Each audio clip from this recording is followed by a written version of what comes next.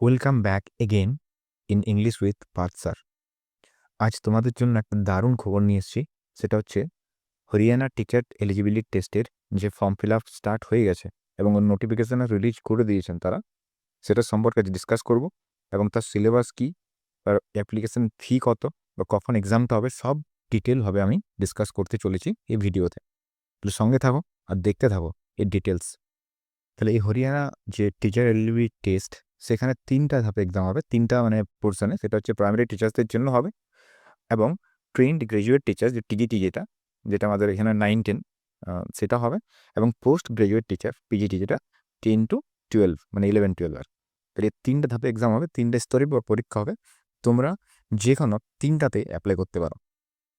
আরেকটা ব্যাপার, সেটা হচ্ছে এই হরিয়ানার যে টিচার এলিজিবিলিটি টেস্ট, সেটা যদি মানে তোমার এক্সাম পাস করতে পারো, তাহলে এটার কিন্তু ভ্যালিডিটি আজীবন মানে লাইফ টাইম থাকবে। যেমনভাবে আমাদের ওয়েস্ট বেঙ্গল টেটেও যে নিয়মটা করেছে, সেম টু সেম সেই নিয়ম চলে যায় পরের ধাপে। তাহলে এরপর দেখছি আমরা ইম্পর্টেন্ট ডেটসগুলো। তাহলে সব থেকে ইম্পর্টেন্ট, চলো তাড়াতাড়ি ভিডিওটা আমি চাইছি যে লং না করে শর্ট করবো ভিডিওটা, তাই তো? তাহলে চলো দেখি। নোটিফিকেশান রিলিজটা আমাদের আগেই করে দিয়েছে, সেটা হচ্ছে 24 ডিসেম্বরে আমাদের নোটিফিকেশান রিলিজ হয়ে গেছে। এবং অ্যাপ্লাইয়ের যে ডেট স্টার্ট হয়েছে সেটা হয়েছে 24 ডিসেম্বর থেকে স্টার্ট হয়ে গেছে। এবং এটা লাস্ট ডেট হচ্ছে 4 জানুয়ারি। মানে এটা বেশি দেরি করবে না তারা। তারা চাইছে যে এই এক্সামটা তাড়াতাড়ি নিয়ে পর মানে এক্সামটা কনক্লুড করতে চাইছে। এবং কারেকশন উইন্ডোটা দেবে 4 জানুয়ারি। দেখো একদিন সময় দিচ্ছে, মাত্র একদিন সময়, যেটা ভাবনাও মানে আমাদের ওয়েস্ট বেঙ্গল ভাবতেও পারি না এরকম, তাই তো? তাহলে এটা হচ্ছে একদিনের একটা কারেকশন উইন্ডো দেবে। সেখানে তোমাদের ফটো, তোমাদের নাম বা তোমাদের যে বেসিক থিংসগুলো আছে, বেসিক যে ডিটেলসগুলো, সেটা তোমরা এডিট করতে পারবে। এবং সব থেকে মানে বড় ব্যাপার হচ্ছে সেটা হচ্ছে এক্সাম ডেটটা হচ্ছে 7 to 18 জানুয়ারি অফ 2026। দেখো তাড়াতাড়ি 24 ডিসেম্বরে আমাদের এক্সাম মানে নোটিফিকেশন রিলিজ করলো। লাস্ট ডেট হচ্ছে এটার 4 জানুয়ারি। আর 7 to 18 এর মধ্যে কিন্তু এক্সামটা হয়ে যাচ্ছে। তাহলে যারা যারা দিতে ইচ্ছুক তারা কিন্তু একদম এই অপরচুনিটিটা মিস করবে না। চলে যায় নেক্সট ইম্পর্টেন্ট পয়েন্টসে। তাহলে আমরা যখন দেখবো নেক্সট এলিজিবিলিটিটা, তোমাদের যেটা পার্ট 1-এর জন্য মানে 1 to 5, ক্লাস 1 to 5 এর জন্য যে সমস্ত ইম্পর্টেন্ট জিনিসগুলো মনে রাখতে হবে, সেটা হচ্ছে 10+2 হতে হবে এবং সেখানে মানে এইচএস লেভেলে তোমাদের 50% নাম্বার থাকা দরকার, একদম মাস্ট। বা যারা মানে কাস্ট বেসিসে 45%। এবং কিন্তু তার সাথে সাথেই তোমাদেরকে থাকতে হবে ডিএলএড বা ডিএড, যেটা আমাদের 2 বছরের, বা স্পেশাল এডুকেশন থাকতে পারে, বা বিইএড যেটা এখন নতুন স্টার্ট হয়েছে, সেটা তোমরা থাকলে কোনো প্রবলেম নেই, তোমরা 1 to 5 একদম অ্যাপ্লাই করতে পারবে। এবং সাথে সাথে কী করতে হবে, যদি যাদের গ্র্যাজুয়েশন থাকবে এবং প্লাস ডিএলএডে যাদের 50% থাকার মানে যেটা নিয়ম, আমাদের টেটেও যে নিয়মটা আছে সেটা কোনো বাঞ্ছনীয় নয়, কিন্তু গ্র্যাজুয়েশন প্লাস ডিএলএড থাকলে তোমরা 45% মার্কসেও তোমরা প্রাইমারির জন্য অ্যাপ্লাই করতে পারবে। এটা হচ্ছে নিয়ম। তাহলে চলে যাই নেক্সট, যেটা আমাদের লেভেল 2 এর জন্য, যে টিজিডি 9 to 10 এর। তাহলে সেটা একবার দেখে নেওয়া যায়। সেটা হচ্ছে graduation with 50% marks, graduation plus মানে 55% মার্কস থাকতে 50% মার্কস তার টোটাল সিলেবাসে, না টোটাল অ্যাকচুয়ালি তার কোর্সে। এবং সাথে সাথে কি থাকতে হবে, সেটা হচ্ছে বিএড, স্পেশাল বিএড অথবা 4 ইয়ার্স বিএ মানে বিএ মানে ব্যাচেলর অফ আর্টসের বিএড থাকতে হবে, বা বিকম বিএডও থাকতে পারে, কোনো প্রবলেম নেই। তারা 9-10 আরামসে অ্যাপ্লাই করতে পারবে। ঠিক আছে? তাহলে এটা মাথায় রাখবে কি গ্র্যাজুয়েশন উইথ 50% মার্কস মাস্ট কিন্তু এখানে। ঠিক আছে? 45% হবে কাদের জন্য? যারা এসটি এসসি, সেই স্টেটের যারা বিলং করে, এসটি এসসি, তাদের জন্য এটা 45% মার্কস তারা দিতে পারবে। চলে যাই পরের মানে এলিজিবিলিটিটা, সেটা হচ্ছে লেভেল 3-এ। লেভেল 3টা কি হচ্ছে? লেভেল 3টা হচ্ছে আমাদের এখানে 11-12 এর জন্য লেভেল 3। ঠিক আছে? এখানে মেনশন করিনি আমি, কিন্তু এখানে বলে দিচ্ছি 11-12 এর জন্য তাদের কি দরকার? তাদের অবশ্যই কি master degree in concerned subject with 55 মানে 50% মার্কস।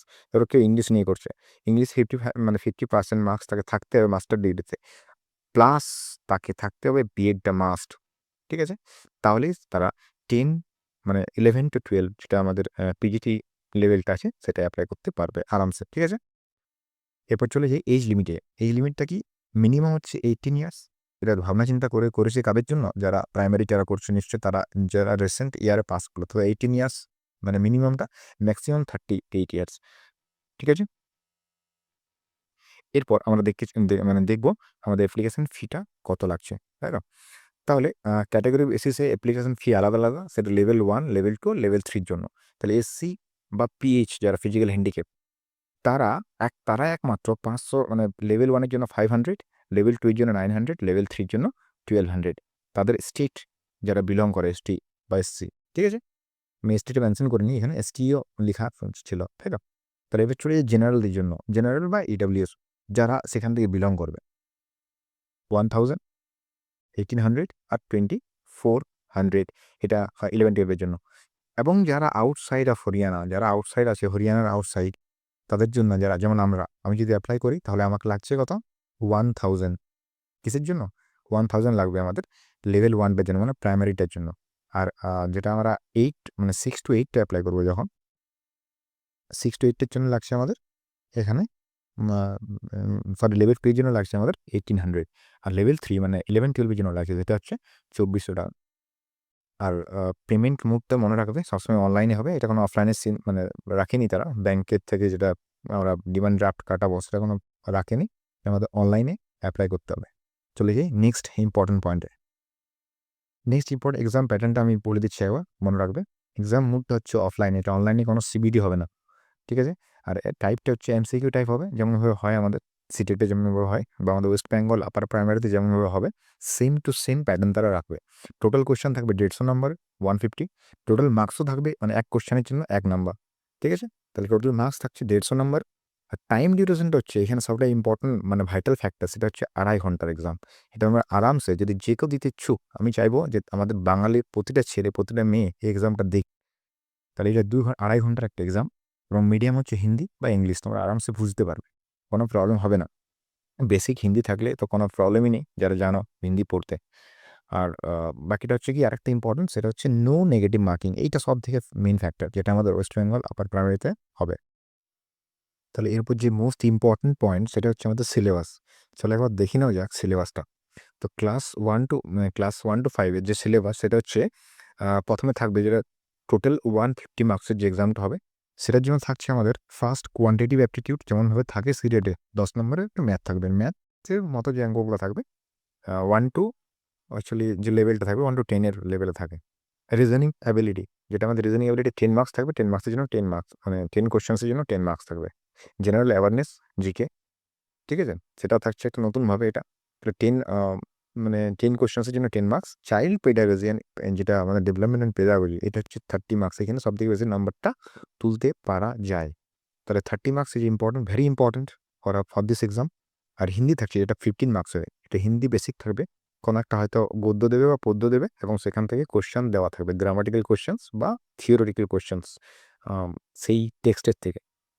তাহলে সেটাতে থাকছে 15 মার্কস। এবং ইংলিশ সেম টু সেম, এখানেও গ্রামার থাকবে, এখানেও কোনো একটা পোয়েট্রি বা কিছু একটা ভার্স, মানে সরি, পোয়েট্রি বা কোনো একটা আমাদের কোনো একটা টপিক দিয়ে দেবে, সেখান থেকে করতে হবে কোশ্চেন্সের অ্যান্সার। আর ম্যাথামেটিক্স যেটা থাকছে সব থেকে ইম্পর্টেন্ট ফ্যাক্টর, সেটা হচ্ছে 30 মার্কস ম্যাথামেটিক্স থাকছে এখানে। এটা আমাদের হয়তো আপার প্রাইমারি তো এইরকম একটা থাকে না, যেটা আমরা দেখি না সবসময়, তাই তো? কারণ আমরা সিলেটে সবসময় এটা দেখতে পাই। তার 30 মার্কস ম্যাথামেটিক্স থাকবে, এবং এনভায়রনমেন্টাল স্টাডিজ থাকবে, যেটা 30 মার্কস। এখানে একটা জিনিস মনে রাখবে, এই যে আমাদের চাইল্ড প্যাডাগজির ডেভেলপমেন্ট, এই 30 মার্কস যেমনভাবে আছে, সেই রকম কিন্তু ম্যাথামেটিক্সে 30 মার্কসের মধ্যে 50 মার্কস থাকবে আমাদের পেডাগজিক্যাল কোয়েশ্চেন্স, আর 50 মার্কস থাকবে theoretical questions. Same to same environmental স্টাডিজের ক্ষেত্রেও হবে, যেমনভাবে আমরা প্রাইমারি এক্সাম দিয়েছি বা দিই, দেখতে পাবে যে 30 মার্কস যেমন থাকছে, এখানে 30 মার্কস থিওরিটিক্যাল থাকবে, আর 30 মার্কস থাকবে সাইকোলজিক্যাল বেসিসের কোয়েশ্চেন্স থাকবে।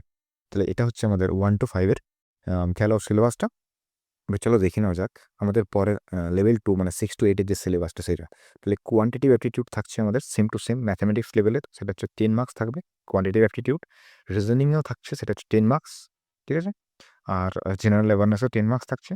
আর চাইল্ড ডেভেলপমেন্ট পেডাগজি, এখানে 30 মার্কসের মধ্যে 15 নম্বর থাকছে আমাদের, যেটা মানে থিওরিটিক্যাল যে সমস্ত তত্ত্ব থাকবে, হ্যাঁ, থিওরি থাকবে, থেসিসের যে সমস্ত কোশ্চেন্স থাকবে, এবং 15 মার্কস থাকবে আমাদের যে মানে কোনো সাবজেক্ট ওয়াইজ, সাবজেক্ট বেসিস বা যেটা আমাদের সাইকোলজিক্যাল বেসিস সেরকমভাবে থাকে, তাই তো? তাহলে হিন্দি বা আবার ইংলিশেরটা কী বলবো, মানে সেম টু সেম 15 মার্কস আর 15 মার্কস। এরপর সাবজেক্ট অপটেড বাই ক্যান্ডিডেটস, তোমরা যদি 6 to 8 এর জন্য আর্টস সাবজেক্ট চুজ করো, তাহলে আর্টস থেকে কোশ্চেন থাকবে, মানে সোশ্যাল সায়েন্স থেকে।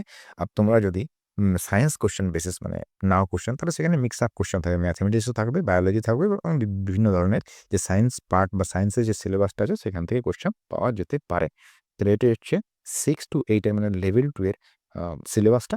তো চলো দেখে নেওয়া যাক আমাদের 11-12 এর সিলেবাসটা কীরকম, সরি মানে লেভেল 3, 9, 2 এর সিলেবাসটা কীরকম। তাহলে কোয়ান্টিটি অ্যাটিটিউড থাকছে 10 মার্কস, ঠিক আছে? এরপর রিজনিং এবিলিটিও থাকছে আমাদের 10 মার্কসের, জেনারেল অ্যাওয়ারনেস থাকছে, চাইল্ড ডেভেলপমেন্ট পেডাগজি থাকছে, হিন্দিও থাকবে 15, ইংলিশ থাকছে 15, সাবজেক্ট অপটেড বাই ক্যান্ডিডেটস। যেটা আমরা সায়েন্স বা আর্টস চুজ করি তাহলে সেটা থাকছে আমাদের ইয়ে কী বলে আমাদের সাবজেক্ট, যেটা 60 মার্কস। তাহলে যদি আমরা দেখি তাহলে আমাদের লেভেল 2 আর লেভেল 3 যে সিলেবাস এটা কিন্তু মোটামুটি কেন মানে প্রায় একই। লেভেল 2 আর লেভেল 3 সিলেবাস একই। তোমরা যদি লেভেল 2 ফলো করো তাহলে লেভেল 3 অটোমেটিক্যালি তোমরা একটু ফলো করতে পারবে। তার জন্য এক্সট্রা কিচ্ছু টাইম দিতে হবে না বা এক্সট্রা পড়তে হবে না। এরপর আমাদের যে সবথেকে কনফিউজিং ব্যাপার সেটা হচ্ছে আমাদের কাট অফটা কত পেতে হবে, কত নম্বর পেলে আমরা পাস করবো। চলো দেখে নেওয়া যাক ওটাও একবার, ঠিক আছে? তাহলে আমাদের যে মানে হরিয়ানা টেটের যে কাট অফটা থাকছে সেটা হচ্ছে আনরিজার্ভড ক্যান্ডিডেটসের জন্য 150 মার্কস যে টোটাল এক্সাম হবে 150 নম্বরের, সেটার জন্য 60% কিন্তু পেতে হবে, যেমনভাবে আমাদের সিটেটে থাকে। মানে 60 মার্কস মানে হচ্ছে 90, ঠিক আছে? SC and physically challenged candidates of Haryana, যদি হরিয়ানাতে কোনো ক্যান্ডিডেট থাকে তাহলে তারা 55% মার্কস পেলেও পাস করে, মানে 83, ঠিক আছে? এরপর যারা মানে এসসি আর ফিজিক্যালি চ্যালেঞ্জ ডিফারেন্ট ক্যান্ডিডেটসরা থাকবে আদার দেন মানে অন্য জায়গার থেকে, আদার দেন ইন্ডিয়ান স্টেটস, তাহলে তাদের জন্য কিন্তু 60% মানে 60 মার্কস মানে যেমন হচ্ছে জেনারেল সেরকম কিন্তু তারা কোনো ছাড় পাবে না। এটা হচ্ছে মেন মানে মুদ্রা কথা হচ্ছে এটাই। একমাত্র হরিয়ানার যারা ক্যান্ডিডেট থাকবে, ঠিক আছে? এসসি ক্যান্ডিডেট আর ফিজিক্যালি চ্যালেঞ্জড তারাই সমাপ্ত এই লাভ নিতে পারবে। সেটা হচ্ছে 55% এর যে মানে থ্রেশহোল্ডটা যারা পাবে তারাই নিশ্চিতভাবে পাস করবে। আর আমাদের জন্য বাকি সব জেনারেল হোক বা যেকোনো জায়গার হোক তারা 60% marks is important and very must, ঠিক আছে? তাহলে আজ রইল এই পর্যন্তই। আর যদি ভিডিওটা ভালো লেগে থাকে তাহলে নিশ্চয়ই লাইক অ্যান্ড সাবস্ক্রাইব করে দেবে।